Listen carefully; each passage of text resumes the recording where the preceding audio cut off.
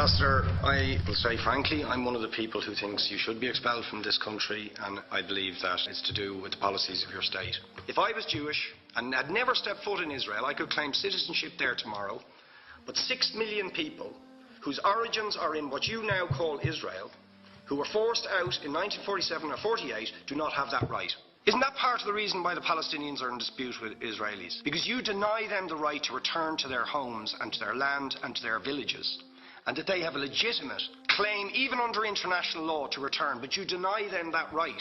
Why do you deny them that right? And why do you give that right to other people who have no connection whatsoever with the land, whether you call it Israel or whether you call it Palestine? Why do you continue to seize land if you're serious about Oslo and the two-state solution, which under that agreement is land designated to be Palestinian land? 500,000 people, most of which has taken place since Oslo. You allow that to happen. Why do you allow it to happen?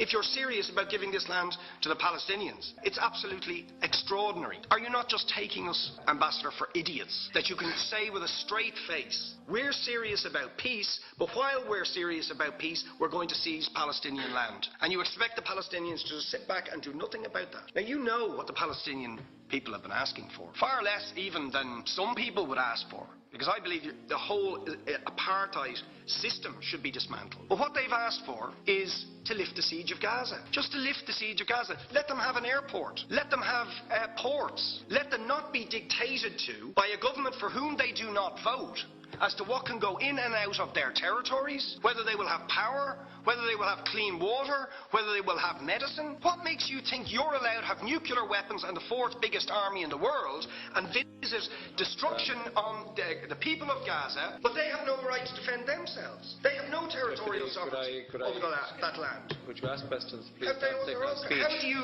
justify that? Yeah. All right. How do you justify those double standards? Very lastly, Ambassador, people like Bishop Tutu, Nelson Mandela, and I would certainly describe your state as a apartheid state, with different laws for people depending on their race or religion. For example, at checkpoints going into the West Bank, there's a channel if you're Israeli or European, and there's a channel if you're Arab. Just because you're Arab. If you came into Dáil Éireann and they stopped you and said, "Are you Jewish?" "Oh no, sorry, you can't come in through the same entrance as Irish people or European people because you're Jewish," you would call that racism and apartheid. You practice that with your checkpoints and your military barriers and your apartheid wall. How can you justify